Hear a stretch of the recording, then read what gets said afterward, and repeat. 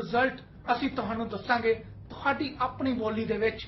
ਸੋ ਵੇਖਣਾ ਨਾ ਭੁੱਲਣਾ, ਨਵੰਬਰ 3 ਦੀ ਸ਼ਾਮ 7:30 ਵਜੇ ਅਸੀਂ ਹੋਵਾਂਗੇ ਲਾਈਵ ਤੁਹਾਨੂੰ ਦੱਸਣ ਵਾਸਤੇ ਅਮਰੀਕਾ ਦੀਆਂ ਚੋਣਾਂ ਦੇ ਵਿੱਚ ਬਾਜੀ ਕਿਸਨੇ ਮਾਰੀ।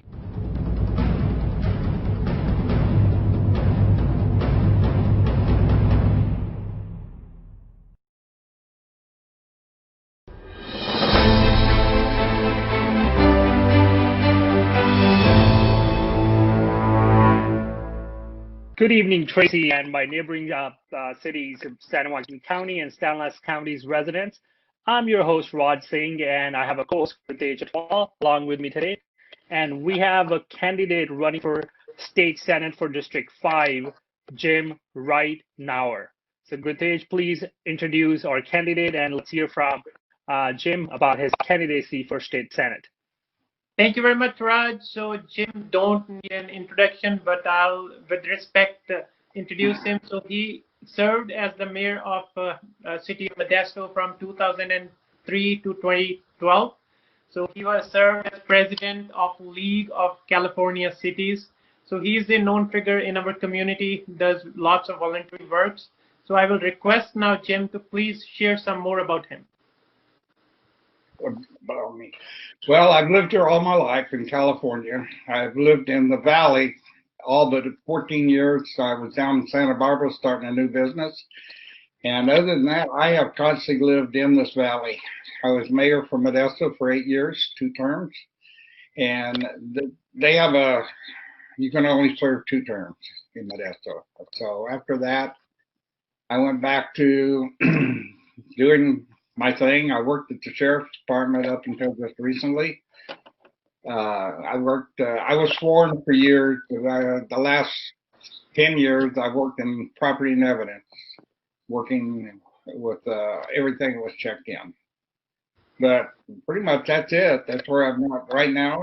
I'm very happy to be running, and I do want to win, and I'm going to do everything I can to be able to win. That's lawful. Thank you, Jim, for highlighting that part. So that brings us to our first topic of our show today to go over, and that would start with everybody knows about a global pandemic, COVID-19. So as a candidate, if you get elected, first of all, what kind of issues or challenges that you're hearing from the residents in your county and San Joaquin, in your District 5 overall, and how are you proposing to propose some solutions around that? So can you give us some information, your thoughts on COVID-19? Okay, on COVID-19, I'm going to work very closely with the science, everything that we can find out. Of course, they're the ones that should know and what we should do. I believe deep down inside, they should just open up and everybody should wear masks. I think if the restaurants or the grocery stores require a mask, you either wear it or you don't go in. But I think the economy, we really need to open things up again. Okay. So a lot of time what we hear from our small businesses, they are getting a big impact because of this COVID. They're not opening up, and so right now, recently we're opening up with the conditions, the restaurants and some other hair salons and all that, all the small businesses. As a recovery plan, anything that you would like to share around that? What can be done better, or in your vision, what's working and what's not working? Well, I believe, as I said earlier, they should open it up. I think that the restaurants, the grocery stores, all should require masks. I think until we get over this, and we've already proven wearing masks, we're reducing our hospitalizations and everything in Stanislaus County, I know. And I just believe you open it up and you let the owners decide about masks. I travel around here in Modesto and Stockton, and there's a lot of places that require them. I wear a mask. But I think other than that, if we don't start opening up, I think there's going to be a lot of businesses that can't make it through this. And with everything, I think when they don't agree, don't use what they've told us to do, and, wear a mask, stay apart. That's the other thing. You have these big parties going on. And I'm surprised that out of a few of those beach parties, we didn't have a lot more COVID. But I think we have to listen to the people who knows. one of the things is we really need to focus on bringing business back because the small business owners, even some of the larger business owners that ain't open, we're hearing daily where they're not going to come back. The other thing we need to do is lower the tax and regulations on business. I mean, to a point right now, who would really want to start a business in California or in our counties? We tax them. When I was mayor, I thought it was ridiculous what we charged. So many people there didn't even come into Modesto. But you have to work with businesses. We need the businesses here, especially in our county and San Joaquin County. Thank you, Jim, for highlighting on that topic. And I would ask Ritesh to keep us moving to the next topic. Ritesh, please go ahead. Thank you very much, Jim. As you mentioned about the businesses, so one of the biggest agriculture business or the job producer in our Central Valley, so which faces the issues of water. So water issue comes here and there. So last year there were tunnel issues, then it got scratched. But those kinds of scenarios come hinders our agriculture. So what do you think about where we are with respect to water, and how do you see the future for water with agriculture? For water, I see the future. We got to keep our water in our areas. I mean, we have agriculture that we're serving so much of the country. And I just believe the water needs to stay right here in our counties. We don't need to be shipping it down south or anywhere else. That water should stay right here. The same way about the tunnels. I don't agree with the tunnels. Anything that takes water out of our area, out of our counties, out of our, Northern California, where most of the agriculture is, I'm against it totally. So, Jim, just following up on that, so what solutions in that direction do you think, like there were talks, in future there will be talks, because Southern California, that population is increasing. And in 20th century, we had the delta, the levees to channelize the water to Southern California. So the water resources, California's resource, but how do you think those discussions, so in future, how can we keep the water in Central Valley? Well, I just think we have to work hard to keep it in the valley. I mean, some of the things that could happen, I think tunnels for sure, they should not be even part of our water. We have to some way solve the problems either by locally, and I think the state of California needs to be there too. I think we need to go out to Sacramento and we need to speak for the valley. We need to make sure that we're not going to lose anything. On the Delta tunnels, as I told you earlier, I'm completely no against the tunnels. I don't think there's anything good to come out of it. No, thank you very much, Jim. So I'll now take it back to Raj. So please. All right. So now moving into, if we talk about the public safety and law enforcement, those two things goes hand parallelly together. So what's your stand? What's your viewpoint about public safety and law enforcement? Well, public safety, I think, is one of the biggest things that we have to have in our areas. This whole thing about defunding police is crazy. Without the law enforcement, you got to live by laws. And without them, we're going to be all sitting out here wondering what's going to happen next. I mean, we watch TV, we see what happens in Seattle and all these different areas. We just don't need that. We need to back our police, back our law enforcement, and our whole first responders. I mean, fire, police, and the emergency ambulances. They need to be here. I used to work there for a lot of years in the medical field. I was 50 years in the paramedics. From 1955, I saw how that grew. And we're saving lives out there. But we need them, and we got to keep them. We can't shut them down. If we shut them down, there's going to be a lot more people injured because, there's so many people out there that don't follow the law. They don't want to follow the law. They want to agitate. They want to cause problems in these peaceful protests that's going on. As long as they continue to fight it all the time, we're not going to win anything. We have to shut down this violence that's going on. And we have to shut down the idea that if we got one bad cop does something wrong, well, that doesn't paint it all over. And I think just like business, I run that business like for 50 years. And I had bad employees. We had to get rid of them. You just do what you have to do and do what's right for the people. Thank you, Jim, on that part. But the next topic goes to you. Yeah, just adding there, Jim, as you mentioned, this law enforcement, you're for law enforcement, but as you mentioned, we all are watching on the TVs, so there's some trust in the communities, in the citizens that is deteriorating. How do you think that trust can be built up in our law enforcement agencies?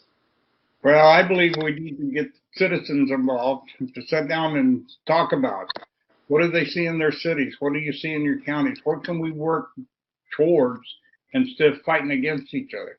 I mean, I know a lot of people think we ought to have police committees above the police officers that look at everything. Well, I'll tell you right now, how many citizens would really know about the workings of the police departments and the law enforcement agencies?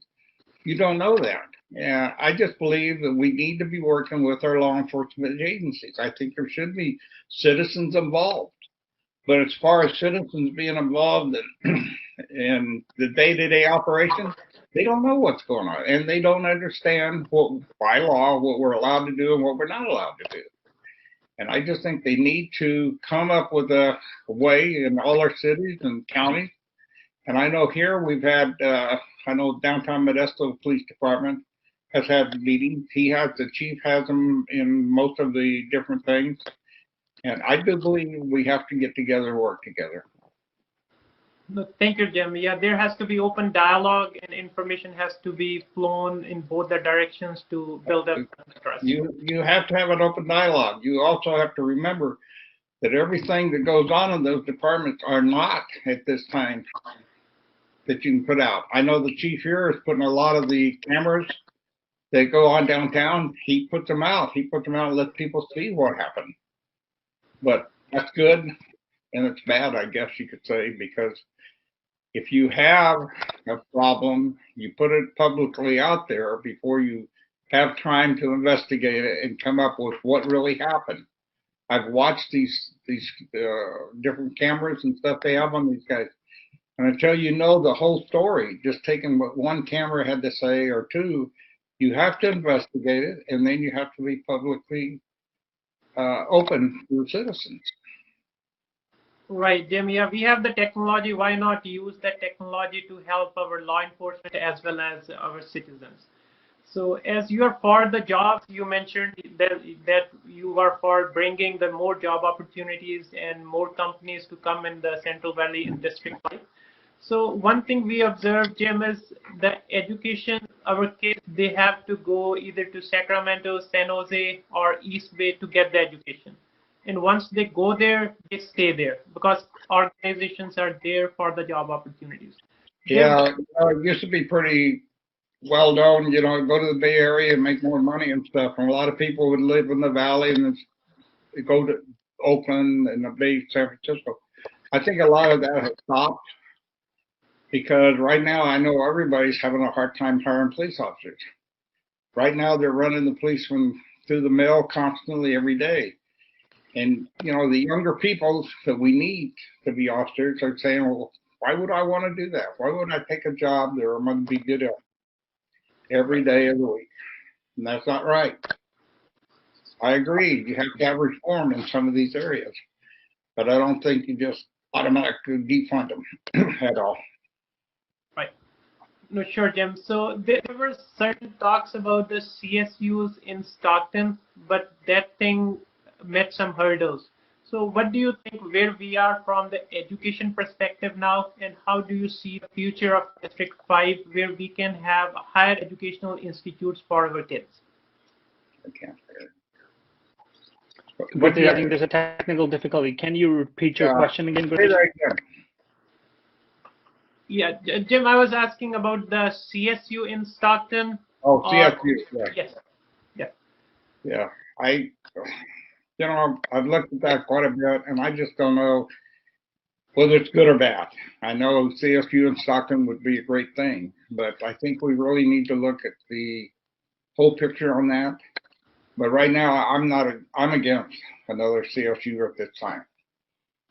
Okay. Thank you, Jim. Now I'll take it back to Raj. Yeah, just something on the education side. So when we talk about bringing more jobs, Jim, this is something I've been hearing from different folks that live in our San Joaquin County, San Luis County, and but they work over the Altamont Pass in the Bay Area. When you talk about you were trying to bring job sector here, especially if you look at the IT jobs. That's the Bay Area's hub of IT. They say we don't have a sustained workforce.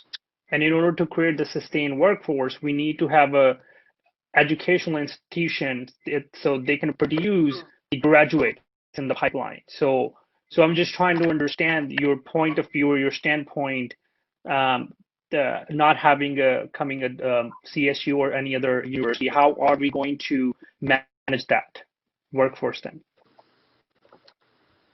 Well, I know we need the education for all of these people, but at this point, I just don't see us adding another college at CSU and Stockton. It's just, number one, we need to be able to fill our colleges. And right now, I don't think that adding at CSU will do anything for education. I don't think it'll do anything right now, any more than it's being done right now in jobs or anything else. I just believe that we need to look at that. I'm not totally saying no, but I think there's got to be a real good look at what we're going to do. We add another CSU. Is that good? Right now, I don't know. Okay. I mean, with colleges closed right now, and I know how important it is that we do train people for jobs. I think we need to look at more, too, about the people that are unable to go to college.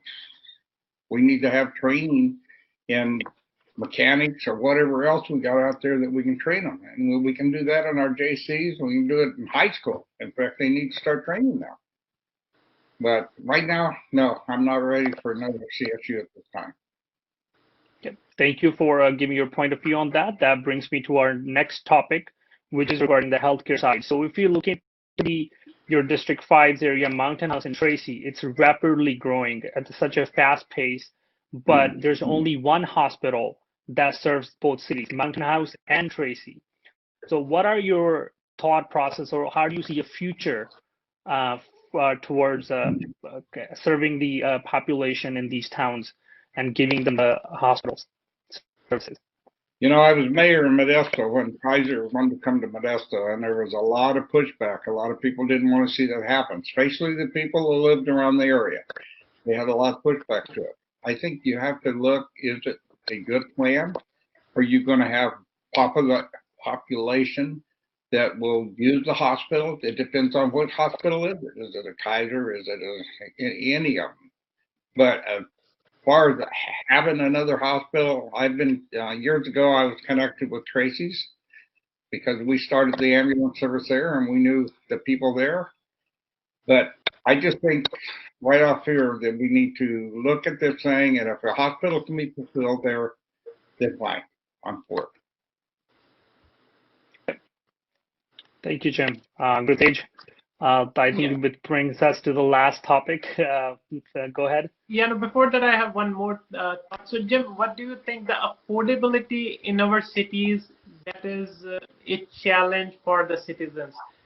So what do you think where we are with respect to affordabilities for our citizens right now, and how do you see the future where there will be a less barrier between the affordability? Well, I think it goes back to about COVID-19. Number one, we got to open up our cities. We got to open up our businesses. We've got people out there that need jobs. But I tell you, one thing we don't need is any more raise in taxes. Go gas tax or lower taxes, and you'll see a lot of things change. You'll see a lot of people coming back. I mean, I have family members that have left California in the last year and a half, have moved to Idaho strictly because of taxes. I mean, they can go to Idaho and live a lot better than we do here because they don't, with a DMV tax, all those taxes have got to be lowered. We got to quit raising taxes and shoving people out of California. They're shoving them out of our own city. You know, you have the building go on, and all of a sudden you got more people, and then the next thing you know, they pass another tax law and they leave. So I'm totally against any increase in taxes at this time. Thank you very much, Jim. So moving along, Jim, about the homelessness. So quarter of the population in our country lives in California, which is homeless. And this COVID is creating a challenge. So what do you think where we are with respect of homelessness now, and how do you want to tackle it in the future? I'm going to have to repeat that one. I didn't hear it very well. So Jim, about the homelessness, so how do you think where we are now with respect to homelessness, and how do you see the future? Well, I can see the future growing. I think we can get out of this COVID-19. I think we need to, like I said, we need to open up businesses. We've got to get people back to work. I mean, you know, I hear this all the time about unemployment and stuff. People are being paid more than they were working. But we got to do something about that. We need people back to work. I mean, when people can sit home and do nothing and make more money than they were making, we need to look at the whole system. Something isn't right. And if we don't get together and look at that, none of it's going to win. It's got to open up our businesses.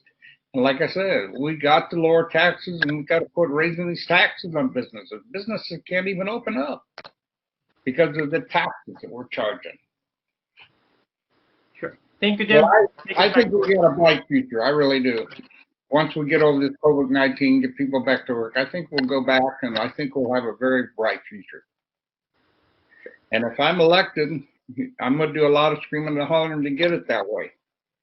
I want people to have an open door to get to us, get to the legislatures, get to your city council, board of supervisors.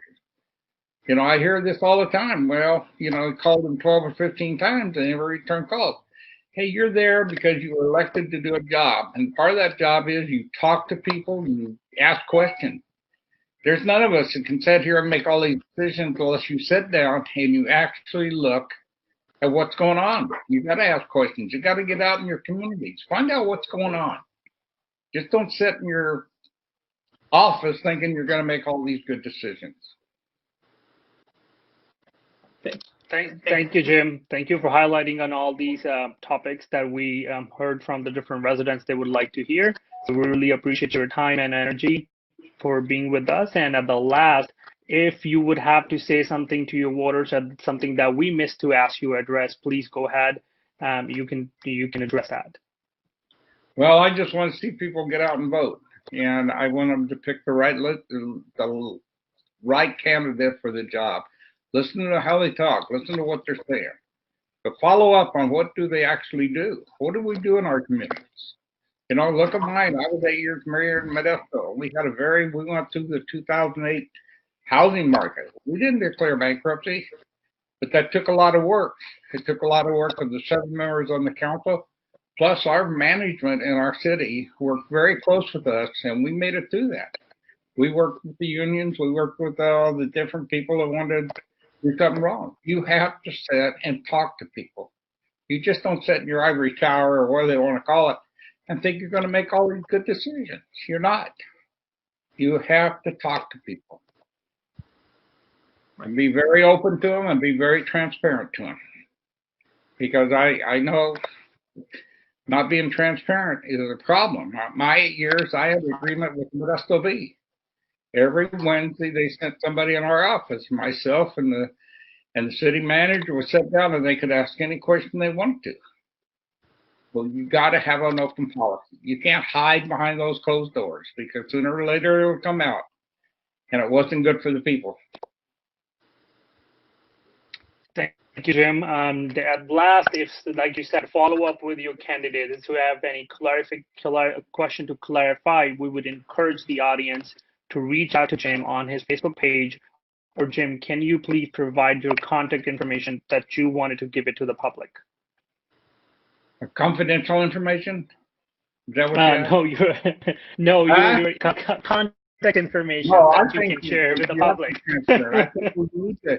I know a lot of times that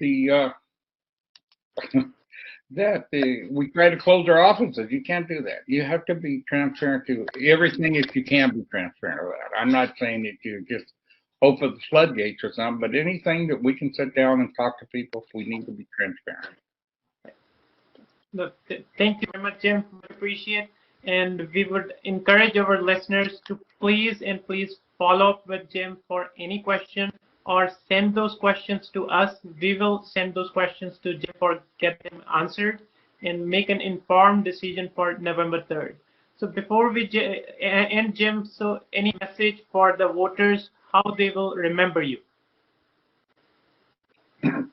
How people going to remember me? I hope they remember me being good, doing the job that people, if I'm elected, doing the job that people expect. I did it when I was mayor. I can do it again as senator. But I would expect people to just, I would want people to think of me that I did what I promised.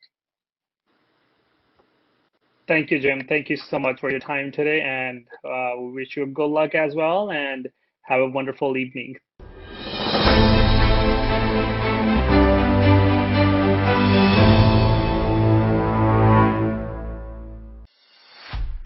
कौन बनेगा white house का हकदार?